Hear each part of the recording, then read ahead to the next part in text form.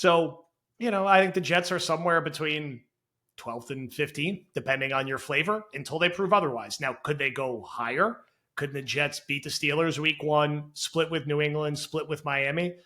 That's how you go 9-8 and you sneak in as a 7 seed, Yes. because guess what? You got games against the Panthers and games against the Saints, and you pick off the Browns. You pick off some wins there, and it's like, okay, like that's not that crazy. Now, if they're going to lose to the Steelers, they're going to lose at home to Shoddy and the Cowboys. They're going to go 0-2 against the Dolphins. That's how you go 6-11 or 5-12. So that's where the variance comes in. I'm sure in that mix, the Jets will have some funky upset win and also have an embarrassing loss that we're not expecting.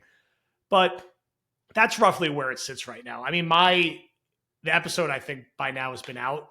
I don't think the Jets are going to make any transactions in July. Now, maybe in late August, they cherry pick the waiver wire. They do a trade after the preseason, but I kind of think the roster is the roster. I think July is pay Sauce, pay Garrett month. Go into camp, see what we have with everybody, see what happens league-wide.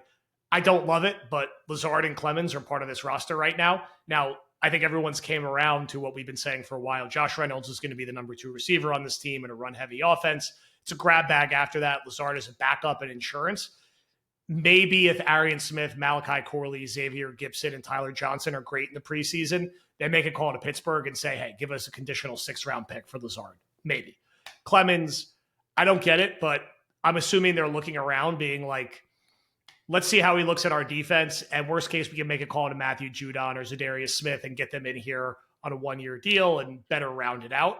So those are, among the things that concerns me. I just don't see that veteran addition coming. Now, if you told me by September 6th, the Jets were going to add, I don't know, another veteran receiver who's started games recently and caught some passes and can be a backup and has a little more juice than Lazard, and they were going to sign Zadarius Smith and sign a random backup fat interior defensive lineman, I'd feel a little better. But they haven't done that yet.